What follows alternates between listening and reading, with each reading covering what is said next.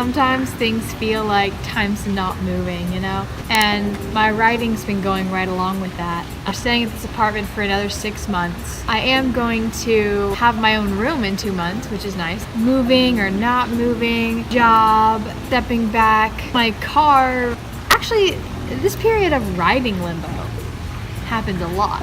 I'll release a book, and then for the next like half a year to 10 months, I'll be working on like at least 3 projects, at least 3 books. It used to feel like a defeat when I would be in between books because it looked like I wasn't doing anything. But books and most things in life aren't like YouTube videos. They take a long, long time. So it's actually been more than a year since I released a book. Yeah, that definitely has me feeling antsy. But that's what I'm here to talk about today, is what goes on in the in-between times. During that whole time, I have been writing a new book, which is the sequel to There's a Werewolf at My School, and then I have been editing that book, and then I have been compiling and formatting my poetry book. I usually write children's sci-fi and fantasy, so the release of poetry book is going to be super new for me. I've never walked that territory before, but I've been writing poetry since I was young, and then in the last year where I left religion and moved out to Austin, I wrote a ton of poems in that time period, just about struggling with mental health and relationships and who I was.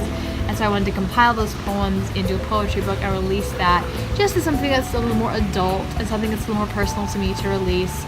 But because I had never released a poetry book before, I had no idea how long it was going to take. I had all the poems written, but I didn't know how to format it, and I didn't know how to design a cover, and I was trying to do it all myself on a budget. And then when I finally enlisted people to help me, people that I've worked with on all of my other books, it still became something of a challenge because we had not worked with a poetry book before. The formatting is completely different. It has to be really specialized, as opposed to like a novel where all the formatting is the same for every book.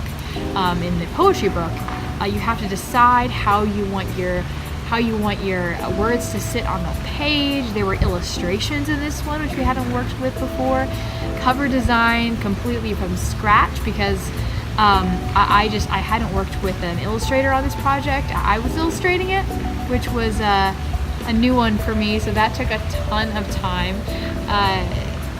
Just figuring out the style, making it match, and finding people that had a scanner so that I could scan it into the computer. All of that just technical side of the poetry book has taken like a year. I just finished it, and I'm still like, in my head I haven't processed that I finally finished the poetry book, because I announced it last year. I got some pre-orders, and then I was like, this should be done real fast, y'all. The poems are all done. That's only the tip of the iceberg. The tip of the iceberg. I'm having to come to terms with the fact that that's how it works. It's a brain muscle that I have to flex, telling myself this uncomfortable state of me being neither here nor there is not permanent. And when you do go from here to there, finally, it's worth it. Thank you so much for watching my video. Tell me in the comments below what you think about being in limbo in general in life, and in what ways you're experiencing that currently. And I'll see you in the next video. Always remember that we are epic heroes today and every day of our lives. And I'll see you in the next video.